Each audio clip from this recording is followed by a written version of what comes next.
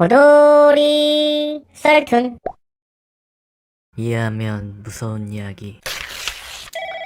매우 오랜만에 중학교 단짝 친구에게 연락이 왔다. 야, 잘 지내냐? 잘 지내지. 웬일이야? 목소리도 이뻐졌네. 무슨. 그나저나 걔 소식 들었어? 우리 반 왕따였던 애. 걔 왜? 뭐 요즘 자기 괴롭히던 아이들 살인하고 행방불명 됐다던데 우리도 조심해야 할 것 같아. 무섭다. 야, 너는 괜찮지? 응, 괜찮지. 근데 너는 걔 어땠어? 나는 별로였는데. 때리기는 좋았지. 나도 별로 좋아하진 않았어. 더럽게 생겼었잖아. 말도 더듬거리고. 맞아.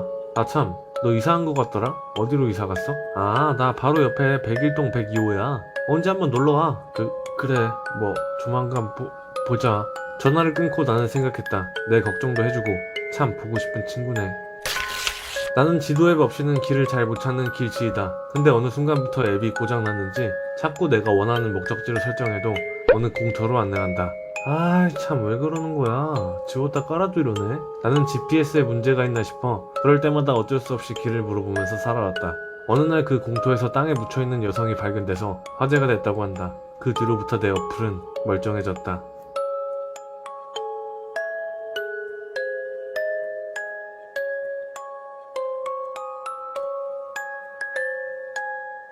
첫 번째 이야기. 나의 단짝 친구는 중학교 시절 왕따가 살인범이 됐다는 소식을 전해줬다.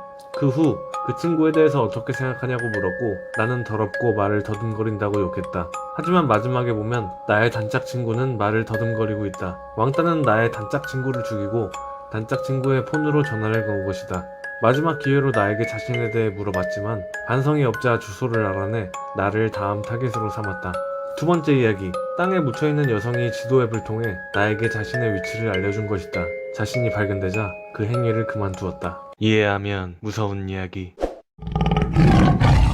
어떤 여자가 백화점에서 쇼핑을 하다가 들고 온 가방이 무거워 물품 보관함을 찾고 있었다. 여자는 물품 보관소를 찾아가 비어있는 5번 보관함을 열었다.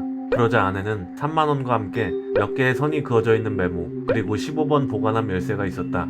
뭐지? 3만원? 15번도 열어볼까? 여자는 꽁돈도 얻었겠다. 구석에 있는 15번 보관함을 열어보기로 했다. 여는 도중 벽 쪽에 붙어있는 껌 때문에 머리카락이 몇 가닥 붙어버렸다.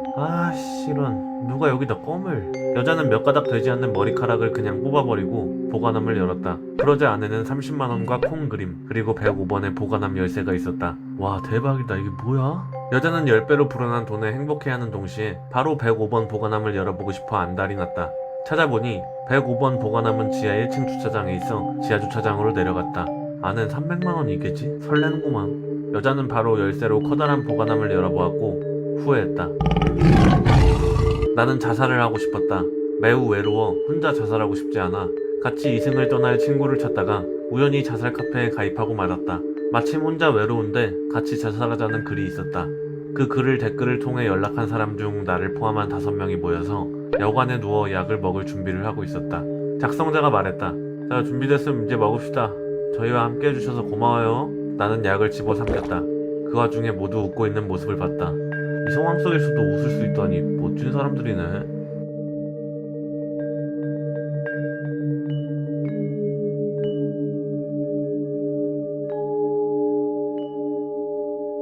첫 번째 이야기. 첫 번째 보관함에서 3만원, 몇 개의 선이 그어져 있는 메모, 15번 보관함 열쇠가 있었다. 그 후 두 번째 보관함을 열다가 껌으로 인해 머리카락 몇 가닥을 잃었다. 메모의 의미는 다음 보관함을 열기 위해 내가 지불해야 하는 것이다.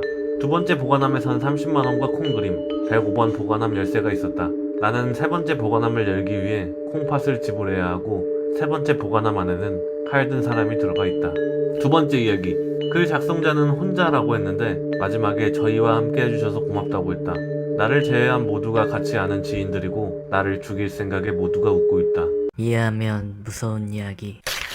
오늘은 부모님은 해외여행을 가고 친누나도 일하러 간 날이다.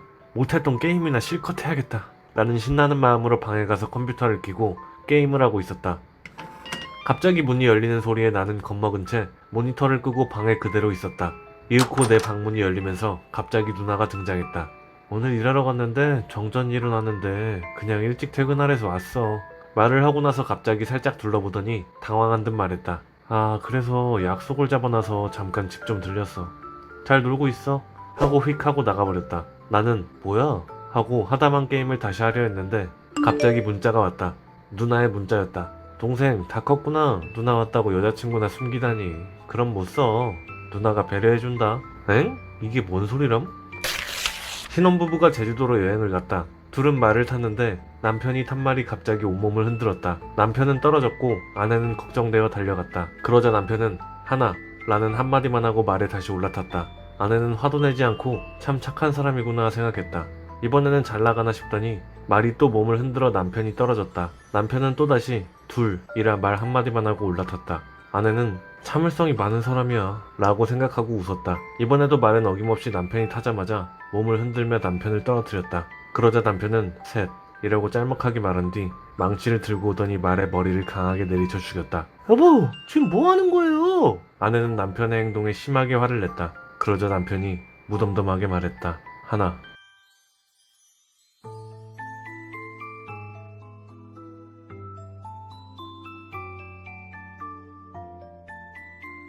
첫 번째 이야기. 누나는 생각보다 집에 일찍 왔다가 나도 모르는 내가 숨긴 여자친구를 보고 나갔다. 누군가가 장롱 같은 곳에 숨어 있고 누나는 그걸 나의 여자친구로 착각하고 나갔다. 두 번째 이야기. 남편은 말에게 하나, 둘이라는 두 번의 경고를 준 후 한 번 더 자기를 떨어뜨리자 셋이라 하며 죽였다. 그 후 아내는 남편에게 화를 냈는데 그 모습을 보고 남편은 하나라고 경고를 주고 있다. 아내도 두 번의 거슬리는 행동을 더하면 살인당할 예정이다. 이해하면 무서운 이야기. 어떤 무당인 아버지와 어머니와 딸 이렇게 셋인 가정이 있었다. 그들은 매우 화목한 가정이었지만 어머니가 불의의 사고로 인해 위독한 상황에 놓여 있다. 엄마. 딸은 의식이 없는 어머니 옆에서 흐느껴 울었다. 그때 의사의 소견을 듣고 온 아버지가 말했다. 딸, 걱정 마. 의사가 말했는데 금방 일어날 수 있을 거래. 하지만 아버지의 말과 달리 어머니는 한 달 정도를 의식을 찾지 못했다. 어느 날 학교에 있는데 아버지가 연락했다. 딸, 오늘부터 면회는 안 왔으면 해. 아빠가 엄마를 낫게 해줄 거란다. 그러고 일주일 후 아버지와 누군가가 나타났다. 자세히 보니 멀쩡히 돌아온 어머니였다. 일주일 사이에 어떻게 이렇게 멀쩡해진지 모르겠지만 딸은 더할 나위 없이 기뻤다. 그런데 어느 날 사고의 후유증인지 어머니는 혼자서 중얼중얼거렸다. 왜 그러는 거야? 왜? 도대체 나한테? 그러자 아버지는 어머니의 팔목을 붙잡고 얘기했다. 내가 얌전히 들어가 있으라 했을 텐데? 어느 날 같은 반 호동이가 우리 집에 처음 놀러 오기로 했어. 호동인가? 하고 문을 열려고 하니 갑자기 호동이가 나한테 전화를 하길래 뭐야? 하고 받았어. 야! 지금 너네 집 앞인데 이상한 아저씨가 초인종 누르고 있어. 얼른 옆에 집 전화기로 신고해. 나는 겁에 질려 알겠다고 하고 집 전화기로 신고했고 신고하는 소리를 들었는지 이상한 아저씨는 도망쳤어. 휴, 다행이다.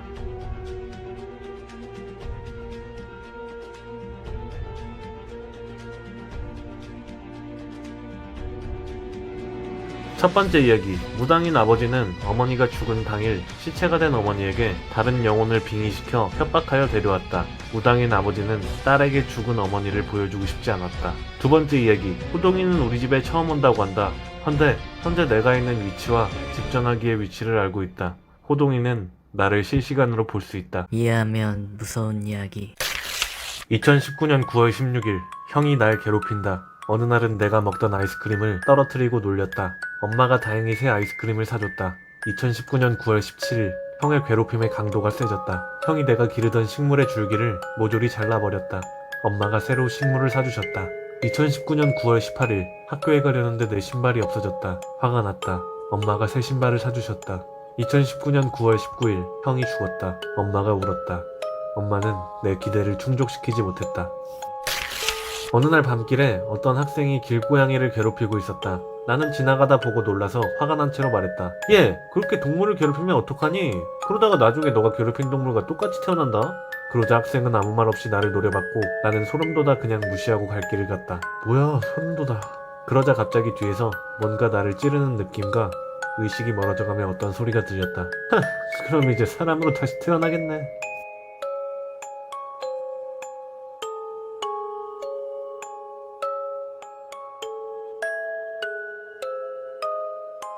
첫 번째 이야기. 엄마는 내 주변에 무언가가 없어지거나 못쓰게 되면 새 걸로 사주었다. 나는 자신을 괴롭히는 형을 죽여 새로운 형을 얻고 싶어 한다. 두 번째 이야기. 어떤 학생은 나가 말한 나중에 괴롭힌 동물과 똑같이 태어난다 라는 말을 듣고 나를 죽여 사람으로 다시 태어나려고 한다. 이해하면 무서운 이야기.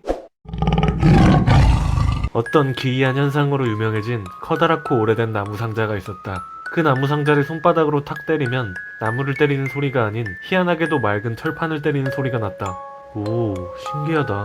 어떤 과학자는 이에 흥미를 보여 겨우 허락을 얻어 나무 상자의 내부를 조사해 보기로 하였다. 나무 상자의 한쪽을 뜯어보니 안에는 철판으로 덧대어져 있었다. 이것 때문에 소리가 난 건가? 철판 안까지 뜯어보니 철판 안에는 엄청나게 오래된 유골이 하나 있었다. 놀란 마음에 조사를 맡겨보니 다음과 같은 결과가 나왔다.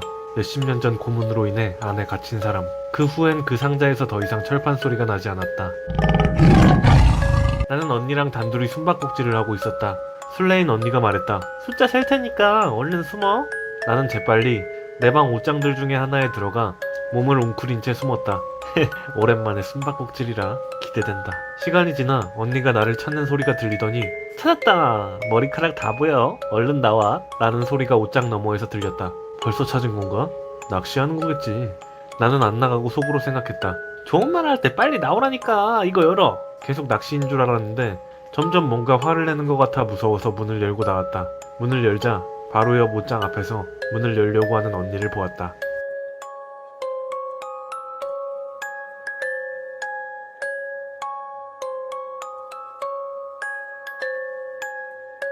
첫 번째 이야기. 나무 상자를 손바닥으로 때리면 철판 소리가 났었지만 시체를 꺼내자 나지 않았다. 사람들이 나무 상자를 때리는 순간 안에 있던 갇힌 영혼이 동시에 철판을 때려 철판 소리가 났다. 갇힌 사람의 나가고 싶다의 원념이 이 현상을 만들어냈다. 두 번째 이야기. 숨바꼭질 중 언니는 머리카락이 다 보인다라고 하였다. 나를 낚시하는 것이 아닌 반대편 옷장에 나와 있는 머리카락을 본 것이다. 또 다른 누군가 반대편 옷장에 숨어 있다. 이해하면 무서운 이야기. 난 어느 숲속에 있는 높은 산에 등산을 가기로 했다. 한참 산을 오르고 있는데 어떤 여러 개의 돌탑에 종이 비행기가 하나씩 올려져 있었다. 뭐지? 하고 열어보니 종이 비행기에 모두 살려주세요 라고 적혀 있었다. 뭐야, 누가 이런 이상한 장난질을. 나는 어이가 없어 그냥 무시하고 산을 계속 올랐다. 계속 오르다가 어떤 지점에서 발을 헛디뎌 그만 옆으로 굴러떨어지고 말았다. 나는 정신을 잃었다. 몇 시간 후 눈을 떠보니 나는 가파른 절벽에 튀어나온 부분에 갇혀 있었다. 이런... 절망에 빠져 있는데 둘러보니 옆에 펜과 종이 한 장이 있었다. 나는 더욱 절망하였다. 어느 날 친한 친구에게 전화가 왔다. 호준이니? 이사는 잘했어? 응, 잘했고 말고. 근데 여기 좀 이상해. 왜? 무슨 일 있어? 그건 아니고 옆방 사람이 좀 이상해. 평소에 씻지도 않고 냄새도 많이 나고 길고양이들한테 몹쓸 짓도 하고. 저런 좀 이상한 사람이네? 응, 방음도 잘 안 되는지 유리 깨지는 소리도 들리고 벽에다가 머리 박는 듯한 소리도 들려. 이젠 부스럭거리는 소리도 거슬려. 하필 새로 간 집에 좀 지내다가 이사 가는 게 좋을 것 같아. 그러려고. 에휴, 하필 이상한 자식이 왜 옆집에 있는지. 다음날 내 친구는 죽은 채로 발견되었다.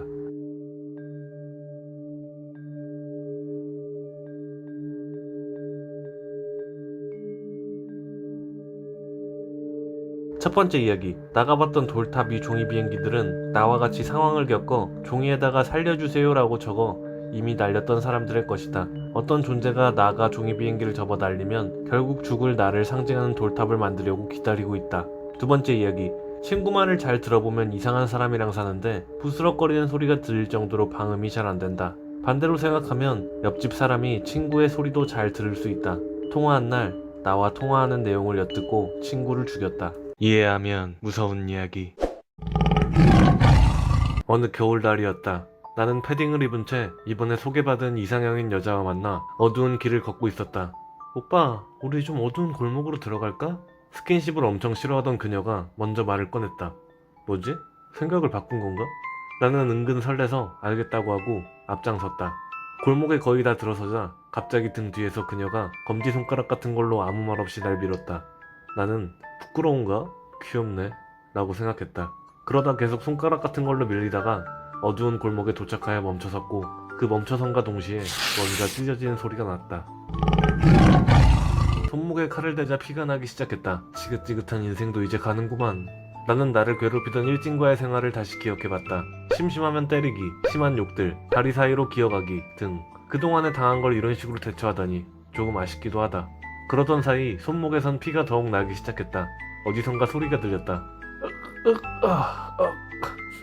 깼네. 뭐 이래야 좀 덜 아쉽지.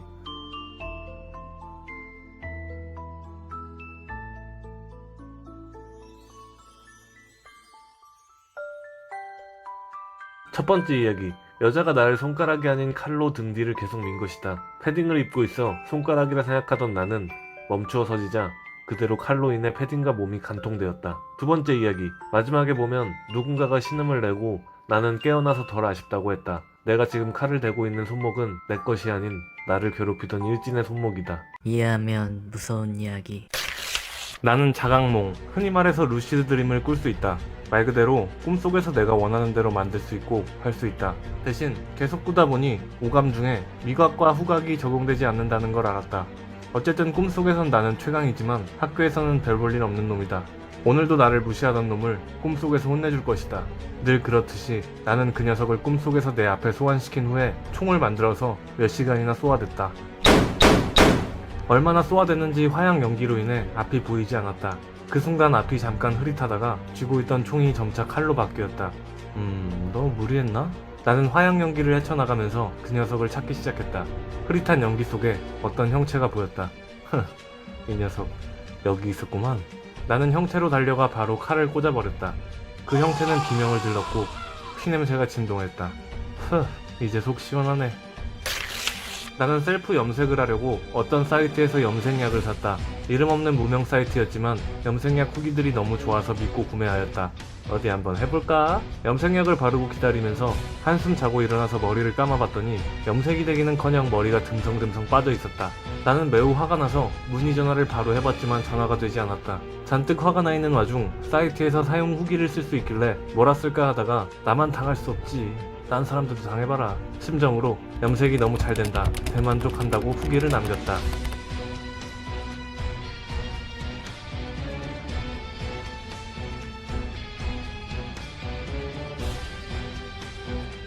첫 번째 이야기. 나는 자각몽을 꿀 때 후각과 미각을 못 느낀다고 했다. 헌데 종이칼로 바뀌고 나서 형태를 찔렀을 때 피냄새가 진동했다고 한다. 나는 자각몽의 부작용으로 꿈이 아닌 현실에서 누군가를 찔렀다. 두 번째 이야기. 나는 딴 사람들도 당해봐라의 심정으로 좋게 후기를 썼다. 헌데 나 또한 이미 나와 같은 경험을 겪은 후기들을 보고 염색약을 산 것이었다. 이해하면 무서운 이야기. 나는 몇 년 동안 남자친구가 있는 여자를 짝사랑하다가 결국은 어찌어찌 잘 돼서 나는 매일 그녀와 달콤한 통화를 하고 있다. 같은 안부의 반복이지만 그래도 즐겁다. 여보세요? 자기야, 잘 잤어? 잘 잤어. 뭐 하고 있었어? 오늘은 그냥 집에서 쉬고 있었어. 그렇구나. 아참, 이번에 이무이 극장판이 개봉했다는데 보러 갈래? 하하하, 재밌겠다. 보고 싶어 자기야. 응. 나도. 언제 볼 수 있을까? 자기 편한 시간에 보자. 난 언제든지 좋아. 그래, 일단은 연락 줄게. 내일도. 전화가 끊어지고 안내 메시지가 나왔다. 재생 종료.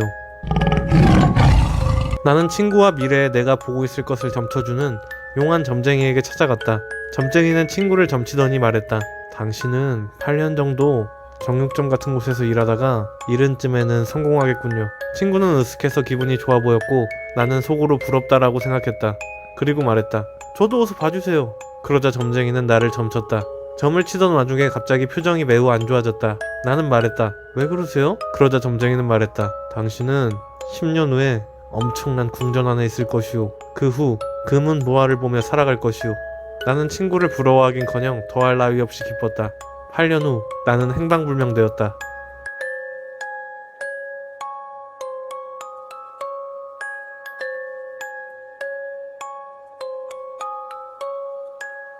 첫 번째 이야기. 나는 몇 년 동안 남자친구가 있는 여자를 짝사랑하였다. 그리고 그녀와 이젠 달콤한 통화를 할 수 있다. 헌데 마지막에 재생 종료라고 안내 메시지가 나오는데 이는 통화 녹음본의 재생을 의미하는 것이다. 나는 그녀의 남자친구를 죽이고 그의 핸드폰에 저장된 자동 녹음으로 녹음본 속의 그녀와 매일 전화하고 있다. 두 번째 이야기. 나는 10년 후에 엄청 호화로운 것들을 보며 살아갈 것이라 얘기를 들었다. 헌데 8년 후에 나는 행방불명되었다. 친구는 정육점 같은 곳에서 장기 매매범으로 8년을 일하다가 나의 장기를 매매한 후 성공하고 나의 눈은 부자인 사람에게 이식되어 호화로운 것들을 보며 살아가고 있다. 이해하면 무서운 이야기. 어느 날 야자가 끝나고 집에 가는 길이었어. 한참 가는데 누가 나를 쫓아오는 것 같은 느낌이 들길래 에이 설마 하면서 종종 걸음으로 가는데도 계속 따라왔어. 그때 나는 확신했어. 나를 따라오고 있구나. 집으로 바로 가기엔 거리가 너무 남아서 패닉 상태로 도망치듯이 집이 아닌 곳으로 가고 있었는데 시간도 늦고 해서 점점 외진 곳으로 가졌어. 그래서 나는 큰일 났다. 어떡하지?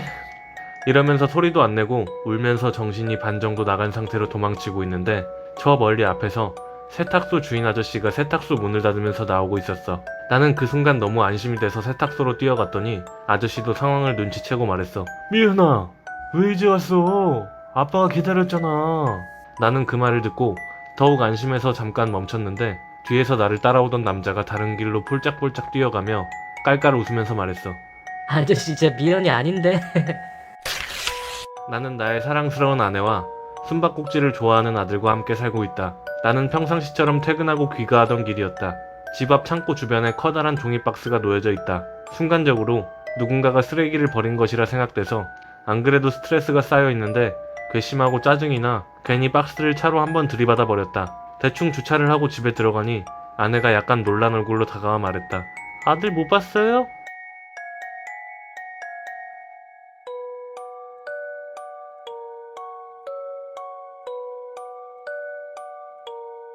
첫 번째 이야기.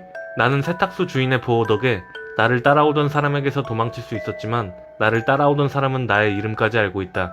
평소에도 나를 지켜보고 있었던 것이다. 두 번째 이야기. 나는 숨바꼭질을 좋아하는 아들과 함께 살고 있다.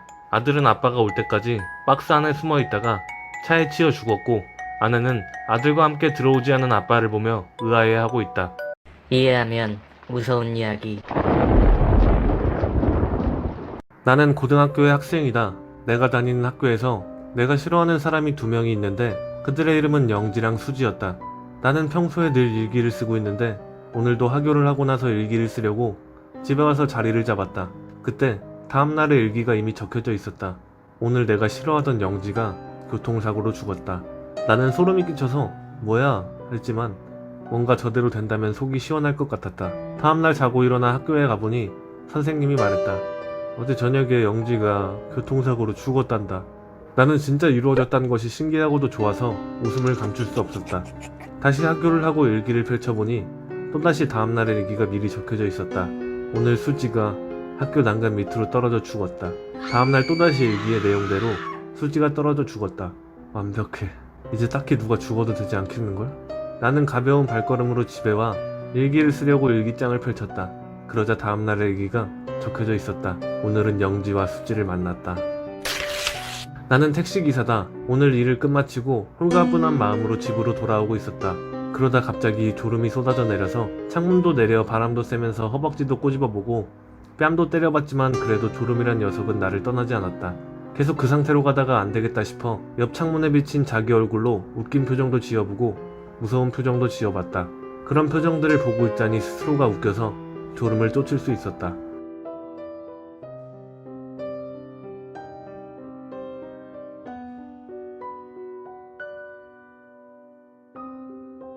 첫 번째 이야기. 마지막에 다음날의 일기에 이미 죽은 영지와 수지를 만나게 되었다고 적혀있다.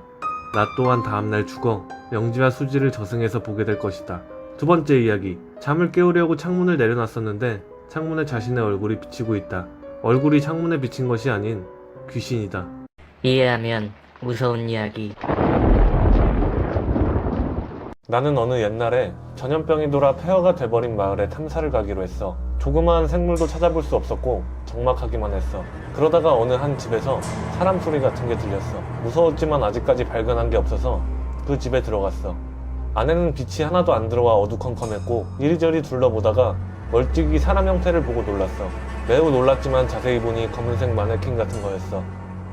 다가가기도 싫다. 이제 나가야지. 탐사를 마치고 집에 돌아온 다음날 나는 그 마을에 대해서 좀 더 알아보고 소름이 끼쳤어. 전염병이 돌아 폐허가 된 마을. 전염병은 흑사병.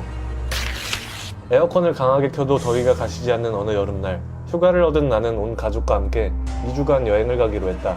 그간 회사로 인해 쌓인 스트레스가 여행으로 인해 손에 든 아이스크림이 녹는 속도처럼 빨리 녹아내렸다.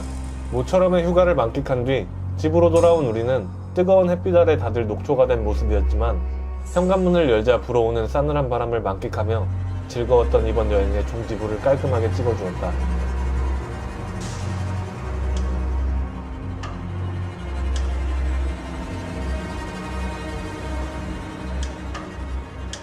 첫 번째 이야기, 흑사병은 온몸이 검은 빛으로 괴사하는 병이다. 내가 본 검은색 마네킹은 이미 흑사병으로 죽은 시체이다. 죽은 시체가 서 있었고 내가 밖에 있을 때 사람 소리를 냈다. 두 번째 이야기, 나와 내 가족들은 무더위에 2주일간 여행을 갔다 왔다. 하지만 집에 오자마자 현관문을 여니 싸늘한 바람이 불었다고 한다. 2주 동안 에어컨이 강하게 켜져 있었고 전기세 폭탄을 맞을 예정이다. 이해하면 무서운 이야기. 언제나 그렇듯이 나는 창문 너머로 시선을 고정 중이었다. 그때 맞은편 집 창문 너머에 여자가 나타났다. 그녀는 긴 생머리에 아주 아름다운 여자였다.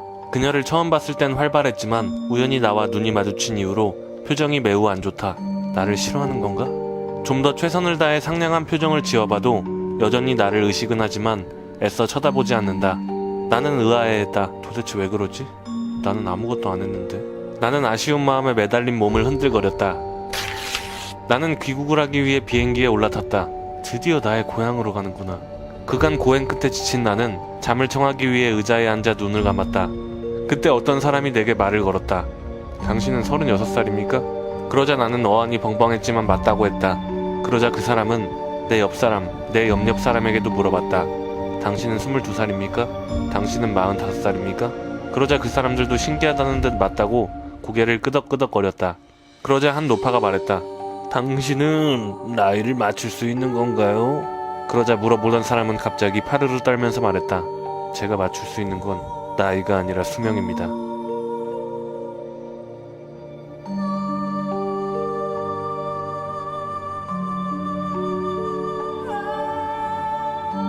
첫 번째 이야기. 마지막에 나는 매달린 몸을 흔들거렸다고 한다. 나는 창문 앞에서 목을 맨 채 자살하였고 여자는 목을 매단 나를 발견한 후로 애써 무시하려 하고 있다. 두 번째 이야기. 그가 맞출 수 있는 건 나이가 아니라 수명이다. 비행기 안의 모든 승객들의 수명이 지금 나이와 같다. 이날 비행기가 추락하여 모든 승객이 죽을 예정이다. 이해하면 무서운 이야기. 어두운 골목에 오토바이에 시동을 걸자 밝음이 울려 퍼졌어. 그러면서 나의 잡생각은 저 멀리 사라지고 있었어. 어젯밤 있었던 전 여자친구와의 이별. 처음에는 단순히 나를 좋아한다 생각했지만 날이 갈수록 심해졌던 그녀의 정신병 같은 집착 때문에 나는 이별을 표했어. 그래도 즐거웠었지. 추억들이 갑자기 생각났어. 오토바이를 타고 다니며 여기저기 여행을 떠났던 추억들. 좋은 추억으로 남기고 싶어. 더 이상 생각하지 않고 출발하였어. 그러자 머릿속으로 집착이 최고로 심할 때의 여자친구의 울부짖는 듯한 비명이 들렸어. 뭔가 운전하는 데 있어 느낌도 무거웠어. 정말 다시는 듣고 싶지 않은 비명이야. 나는 자꾸 들려오는 비명을 잊으려고 했고 시간이 갈수록 잊혀져 갔어. 뒤를 돌아보기 전까진. 나는 고도비만이야. 하지만 몇 달 전까진 정상적인 체중의 잘생긴 남자친구도 있었어. 하지만 한의사인 어머니께 남자친구 자랑을 하고 나서쯤이었을까? 갑자기 몸이 아프고 그 때문인지 살이 찌기 시작했어. 그리고 결국은 이렇게 됐지. 남자친구는 떠나갔지만 어머니의 사랑은 항상 나를 향하고 있어서 아픈 것도 나았고 그리 힘들지 않아. 이렇게 돼버린 내 모습도 좋아해 주시니. 그래도 어느 날 전 남자친구가 그리워 사진을 찾던 중 어머니가 환자를 볼 때의 진료기록 서류가 따로 정리돼 있었어. 서류의 내용은 한의학, 부작용과 체질 변화. 나는 어떠한 생각에 소름이 돋았어.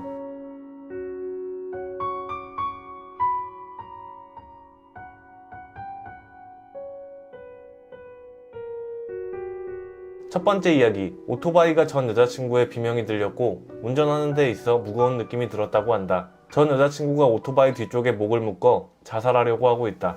두 번째 이야기. 어머니는 남자친구한테서 나를 빼앗길까봐 한의사인 어머니는 부작용과 체질 변화를 이용해 나를 아프게 한 다음 살이 매우 잘 찌는 체질로 변화시켜 남자친구를 떠나게 만들었다.